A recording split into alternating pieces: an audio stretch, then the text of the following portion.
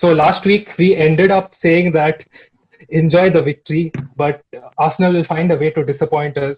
And we started this week with a lot of talking points, a lot of moments at Arsenal. So we are back at Arsenalize Goa, and with me, as usual, we have Sullivan, Rane, Anup, Arthur, and Kingsley, and Savio, our technical guy. So let's start. Just give me a minute. Okay. So let's just start with the main talking point which happened over the week, and that is the club announcing the 55 redundancies. So Sullivan, what is your take on what was decided with regards to the Well, statement, and I don't know considering the how timing that yeah, go I ahead. don't know how much of the redundancies are as a direct result of the coronavirus pandemic or as a result of the club moving strategy in terms of hiring new personnel. I am uncertain as to what exactly has been going on behind the scenes. What is weird is that the club actually came out and posted something like that. I don't know what the PR strategy behind the club doing that was. I mean, of course, they were going to get big bats and negative press by doing that. So I don't know. I can't wrap my head behind why the club actually went out and did that. However, that being said, if this is as a result of the coronavirus pandemic, we are not the only club to have done this. We are just the only club to have come out and said it to the media that, look, we have gotten rid of so many people or whatever.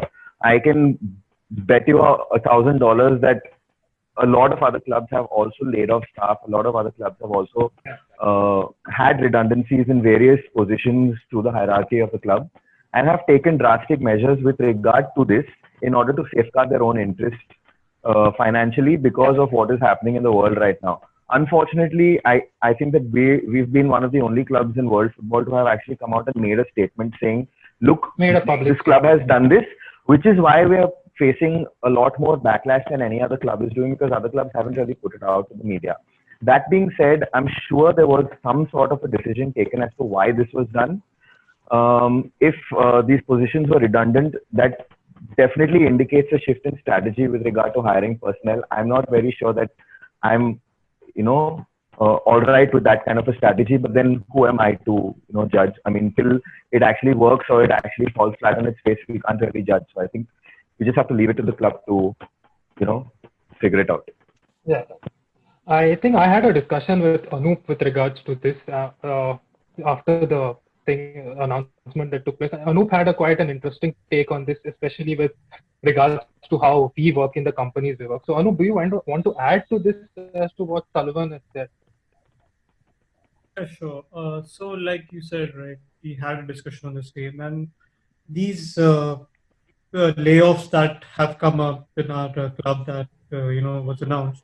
So, I personally, I mean, we all know what's going about in this world, right?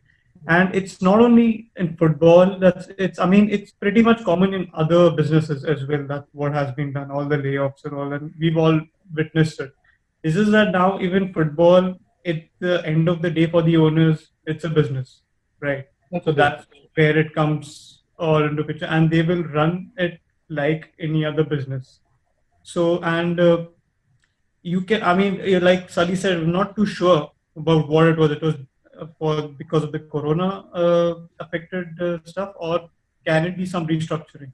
And restructuring as well. Even I can relate because there are certain entities that kind of they scrutinize their whole policy that's existing, and now, like you said, those positions we can get rid of and just put that money in somewhere else, like maybe our transfer budget or something like that. So that's can be one more restructuring that Arsenal's proposing, and at this point I'm just trying to have faith in the club and whatever they have. I mean, this they've done, and that like it was a pure necessity that they had to go about this.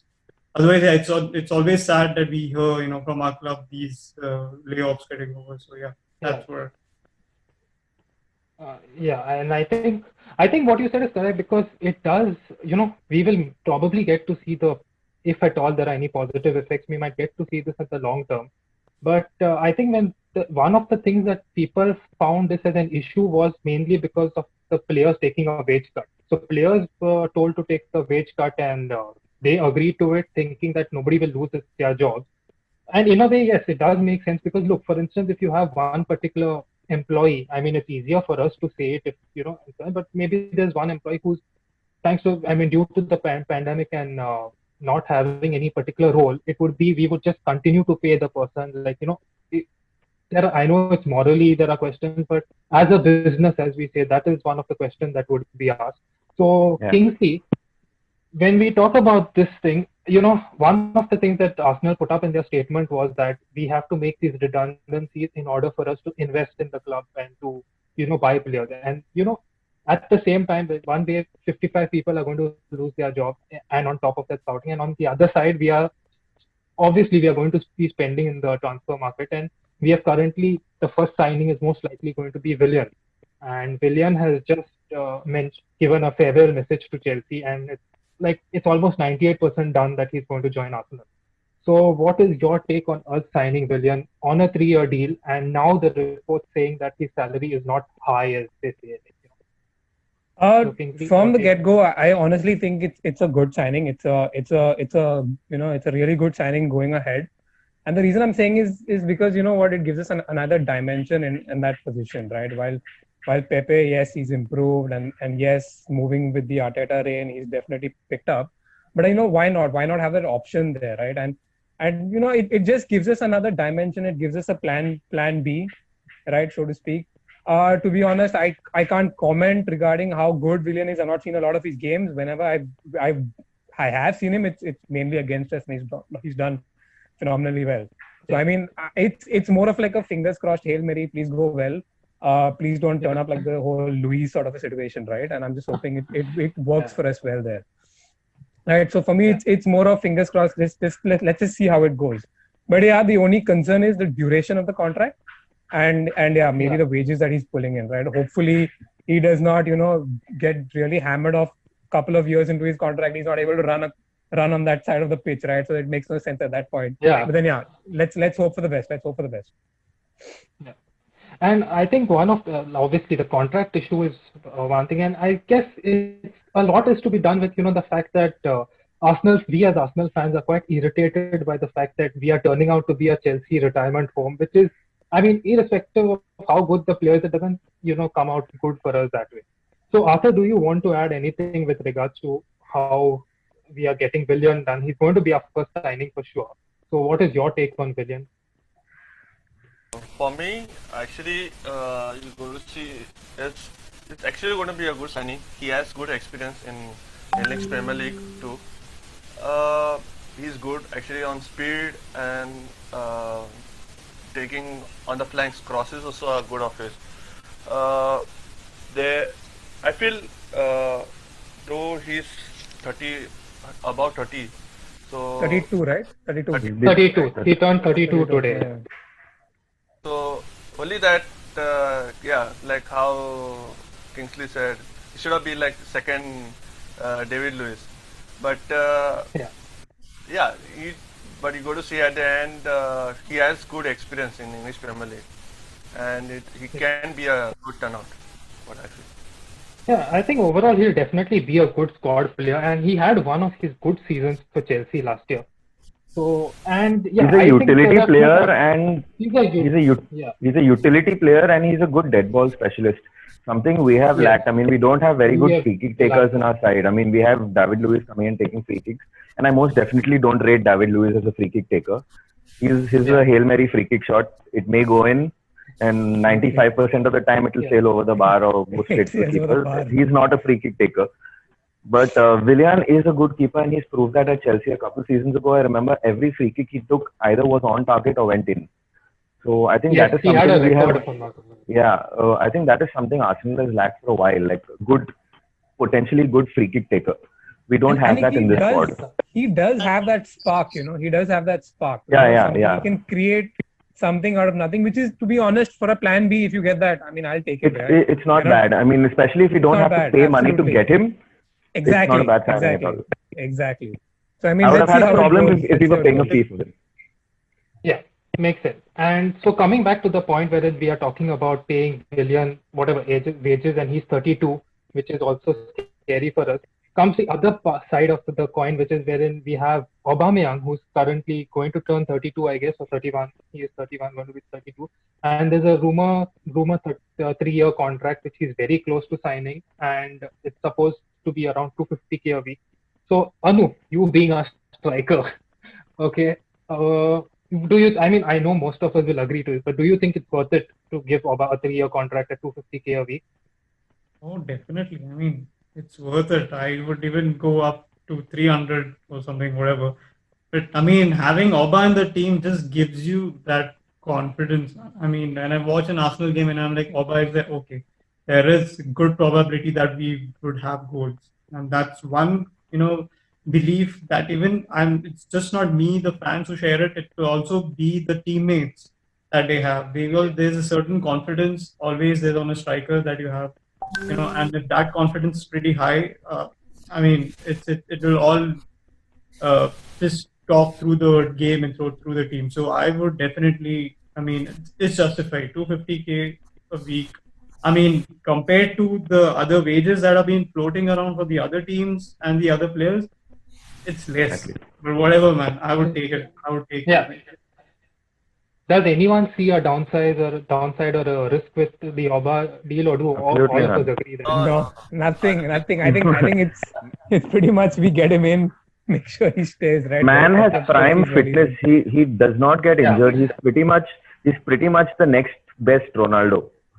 Like, man just does not Yeah, I get think injured, and Ronaldo is pretty much scoring bangers every other game he plays at 35 years of age. I don't see why Aubameyang can't do the same. And his pace, right? His pace is so Yeah, his pace Yeah, is- exactly. Any of them. I mean, you cannot call him like 31 is just a number, whatever. Number. His age is just a number. for him. Yeah. For him, Yeah, for So him. if I could see a realistic scenario, would be like we keep Oba, and in such a case we probably sell another striker and maybe buy a upcoming striker. So over this next season, when Oba is our main striker, we have the new guy who will, develop to take over the mantle. We could have something like that. Maybe that is one of the. We have somebody in our team already to do that. Yeah. In the Instagram comments, there is one comment by Evans, but we'll get to that later. It's quite an interesting one. But anyway, so coming to the next point, Kingsley, coming back to you. Right now, we have 3 players who are quite strongly linked to us. Okay, one is the Brazilian defender Gabriel, who plays for Lille, who's former Pepe's teammate.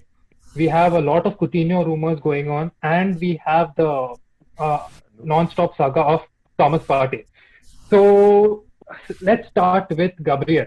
Have you heard anything, or do you know anything about Gabriel as such, or do you have any particular take about him or any of the 3 that are currently being linked? So in terms of watching them, definitely not. Gabriel, I've not seen him play. I've not followed deals, so I wouldn't have a comment on that. But in terms of just checking over the Twitter feed, and trying to figure out what's happening there, the last thing I got was he's been left out of the squad, so positive there. Yeah, he was In terms of his playing style, I just hope it does not turn out to be like the last Gabriel that we purchased from Brazil. from Yeah, so I'm just hoping it does not turn out to be something like that. In terms of the 3 signings that we are heavily linked to, right? There's one that I'm really looking forward to, and that's Coutinho. I mean, we need that guy in. We need that creative player. We need that person to come in urgently. I'm gonna go out and say, maybe even given the 3 options that we have, I would prioritize Coutinho over the rest of them. I don't know, just because we need that creativity in the park, in the middle of the park. It's hampering us currently, and I just hope it ticks for us. And then ideally, yes, I would like all 3, but then if given the choice, only one is possible. Coutinho any day. Yeah. So coming to Coutinho, Sully, we had, Jubilio just mentioned in the comments that Coutinho played really well yesterday. That could attract some other suitors also. And if you talk about Coutinho, there were multiple rumors last week. One rumor was that Arsenal are choosing between Coutinho or Willian. It would be one of the 2, so it wouldn't be both. And then there was another rumor in the second half of the week wherein they said that Coutinho visited the training ground and has agreed personal terms and all. So there's a lot to do with that. What would you make about this entire Coutinho saga? Do you think it's possible? Do you think, yeah? Very honestly, I don't think he visited the facility and agreed personal terms or anything because he had a Champions League match to prepare for. Bayern are definitely not going to say, my son, please go and discuss personal terms. That's not happening. So that is definitely a rumor. But prima facie, I think it's very likely that he signs because Barcelona have no intention of keeping him. Barcelona want him off the books. Bayern Munich don't seem to want to keep him. Yes, I mean he had a pretty decent game yesterday. Had a shot on target.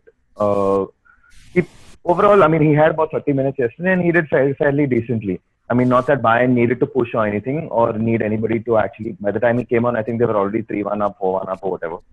But I very strongly agree, and Kingsley and I don't agree on many things, but I very, very strongly agree with Kingsley with regard to Coutinho. If I had to prioritize a signing, I would most definitely pick Coutinho because of the reasons he gave. Creativity. I mean, Willian and Coutinho playing in the same team together would be ideal because they know each other from their Brazilian days. So that chemistry is already there. Yeah. And Oba pretty much has a good chemistry with everybody. So the three of them playing in tandem and including Pepe would be great. But this is a deal that will probably pretty much go down to the wire considering the Champions League will be on till the 23rd, I think, of August. So I do not see it happening before then. It's definitely not happening before then. Maybe unless Bayern go out before. But this will stretch on till the end of the transfer window. And I don't know. I still feel it's a 50-50. I'm trying not to get my hopes up here. But I really, really, really want this transfer to happen for two reasons. Because A, I believe that he'll be a really good signing for us. And B, just to piss Liverpool off. So, yeah.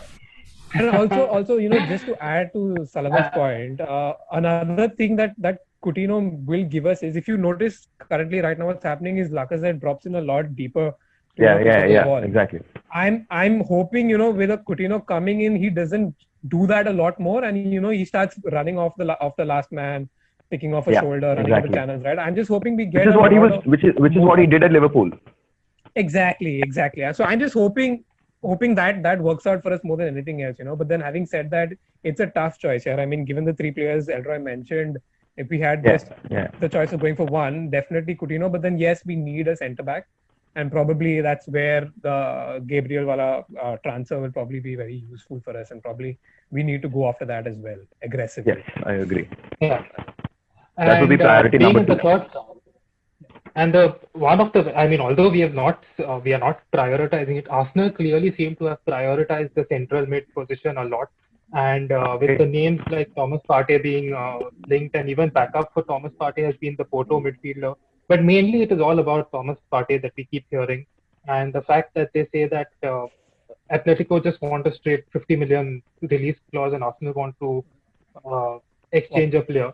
Arthur, how important do you think is to get a player like Partey? And as per you, if it's only 50 million, do we just give up on Partey and try for someone else, or do we go all out to get Thomas Partey? For me, we require center defense midfielder very badly, and I think last who we had was central defender midfielder was Patrick Vieira, and after that it's like our defense become very like shaky. Every time we go to see, like, we just we'll score 2 goals, but we are afraid that we might take 3 goals back. But we actually require center midfielder. 50 million, I don't think so. Now defenders are going for 75 million. So I don't think refrigerators for 80. Refrigerators for 80. So I think I don't think we should go for it. We have But then tell me something. Would you go for it when you do have a Xhaka and Torreira in the team? Would you not prioritize the other positions more than this position? I mean, this is just a thought out there. But anyone? No, go ahead. Anup, you want to take that? So Yeah, so Xhaka and Torreira, right? See, for me now, the players that are going to come in, okay? I mean, obviously now since we've all heard the rumors that Partey is world class, and I mean, I've not personally seen him play, so I can frankly not vouch for him. But yeah, listening to the other rumors that are there, I mean, they make him sound a lot more, a physical presence or physical driving presence through the midfield. You know, the current what we have with the Xhaka, I will not call him as a driving one, but he's one of them who will circulate the ball evenly everywhere, and he'll make sure there's possession. But when it comes to that drive, like the last player I would, I've seen like that in an Arsenal. I mean, Jack used to do it pretty well when he used to win the ball in your mid and drive mid forward and take drive it forward, forward, right? Yeah, drive forward with that, pushing off challenges here there. So if I mean that's one thing I feel we lack right now. Ceballos is trying to do that a lot, and I will give him credit for that. That he is actually after the break, he's been going on in challenges, winning the ball, and trying to make things happen. So I mean, I would give that view, but I mean, physically, we all know that he's not that one of the most dominant. So if Partey gives us that one, like that even he edge. said, yeah, that one anchor right there, and to kind of shield the defense and also start the attack. So I would I would include him. And Torreira, I mean, and again, it's like it should fit in Arteta's plans. Now, the way Arteta has positioned his whole gameplay after this, I mean, and Torreira has not been featuring a lot. I am really not sure about future of Torreira in the team. I mean, but he's an excellent player, no doubt for that. But yeah, it's just that whether he fits in the plan or no, it's all up to that at the end of the day. So, yeah. I just want to add something small. Yeah. I think we're all very convinced in our heads that Partey is a central defensive midfielder, which is incorrect actually. Which he is not. He is not. Partey is not a defensive midfielder. He is not that Gilberto Silva kind of player. He is more a Thomas Vieira kind of player who will get the ball and ferry it forward to you, linking up with an attacking midfielder, like Patrick Vieira, who would link up with your Pires and your Ljungbergs, and he's that. I'm not saying he is Patrick Vieira, but that kind of player. So he will take the ball forward, which would leave space behind, which is where your Xhaka will be crucial. To sit behind and play those passes forward or distribute and whatever. So Partey is not a defensive midfielder, and that's exactly the role he plays in at Atletico right now. He doesn't sit in front of the defense and shield them by any sort of the imagination. I mean, he probably does, during the course of play, but that is not his role. Like, his role is to carry the ball forward. He's that robust type of player. I mean, sort of like Adama Traore, but not really in the same position, but that kind of player. Yeah, like that driving force. So driving force, basically. I feel that's where we would, advantage over here, from that thing. I mean, again, all depends on if he fits into the whole plan that Arteta's building up around the team. So yeah. Okay, guys. So if I just see a couple of comments from Instagram, we have Jerome, who has said that Xhaka is a liability. He cannot pass under pressure, which is true. When Xhaka is fresh, sometimes he does face some issues. Jubilio says Elneny will be back. So God no, back and then sent out. Or have El Roy than Elneny. Yeah. Then Flash has asked if we lose.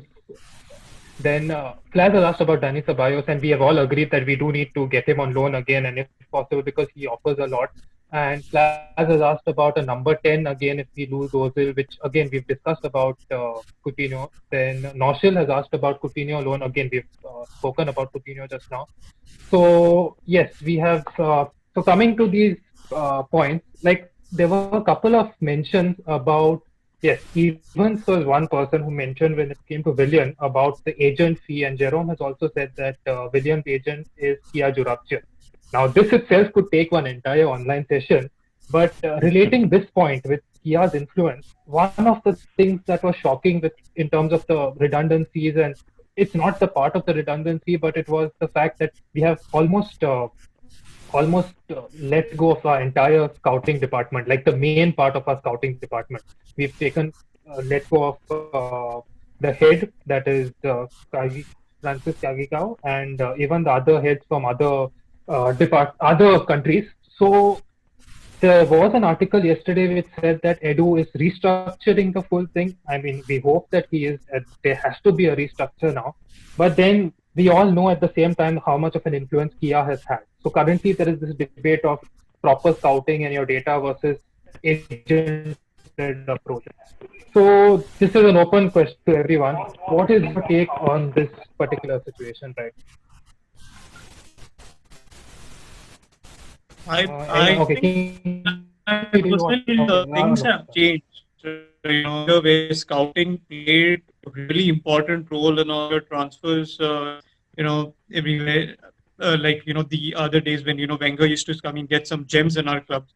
Nowadays, I mean, it's all agent driven. It's all basically it's all up to the agent. It's not about the ability of the player. It's how an agent can market you and how it's all. So I think it's been there for like couple past 4-5 seasons where agents are calling the shots of these big players. Arsenal hadn't adopted to it as well, but I think right now what they are kind of doing is they are trying to move even on that side, trying to take a step on that side, to have these deals come across through this. And I mean things change. I mean things are evolving. So if that's the way to go and get good players, I mean, yeah, I think that's what's the new norm might be, coming ahead.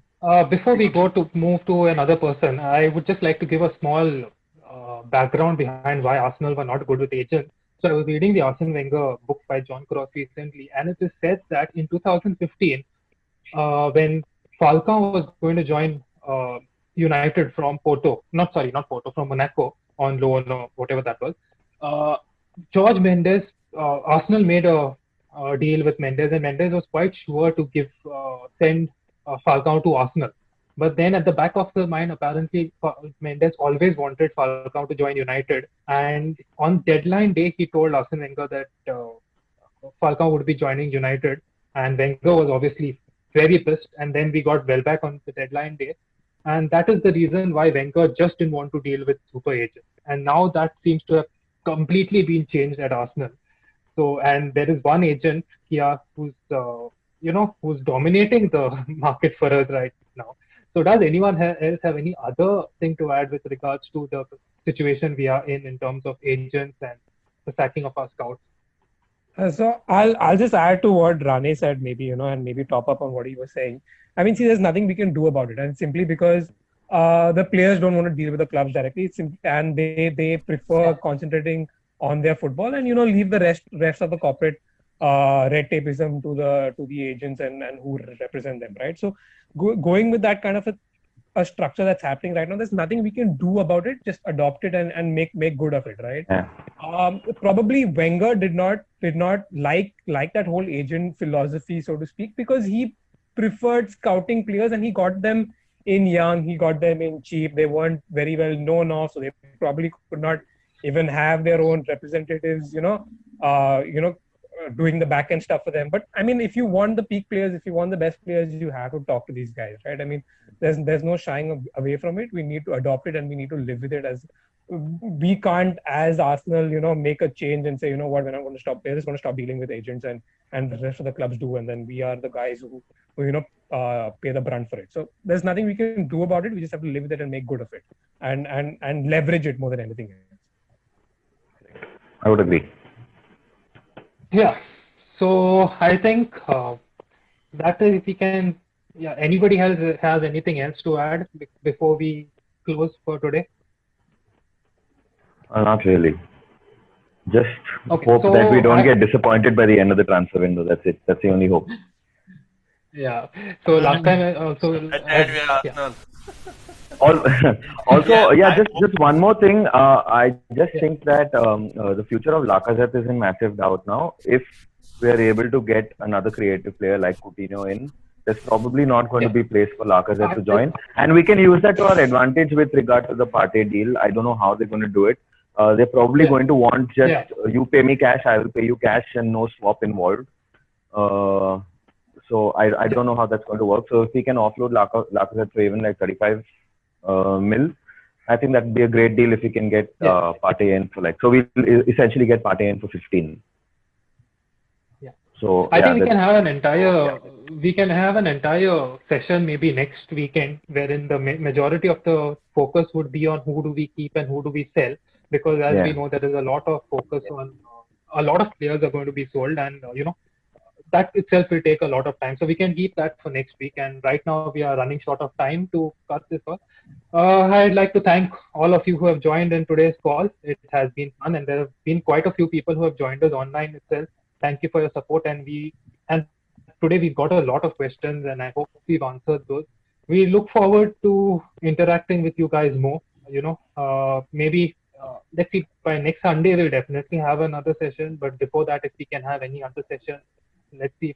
And also another thing, if anybody else wants to join us in terms of these live videos, please do give us a shout out. We will happily include us. Last weekend, Vikas joined us too. So I guess we can leave it here for now, and we will be getting Willian soon. That will definitely be the happy first birthday post from Arsenal on Willian, and that will be epic. That would be quite a good way to exactly. That would be quite a good way to announce a signing, and hopefully, but more than Willian, I mean, we know it is Arsenal. We know for sure that next week is going to be another week where we'll have a lot of ups and downs. But hopefully, along with Willian, let's just really, really hope that Oba signs the contract. That would be absolutely massive. Finish that off. Yeah. They've been teasing us all week. I'm pretty sure by next Sunday we'll have to talk about it. Exactly. The cake. So yes, that's it, guys. Thank you so much for coming, Thank being you. on this show. Please stay home, stay safe, and take care. See you. Bye. Take care, guys. Thanks. Bye. Take care. Yeah.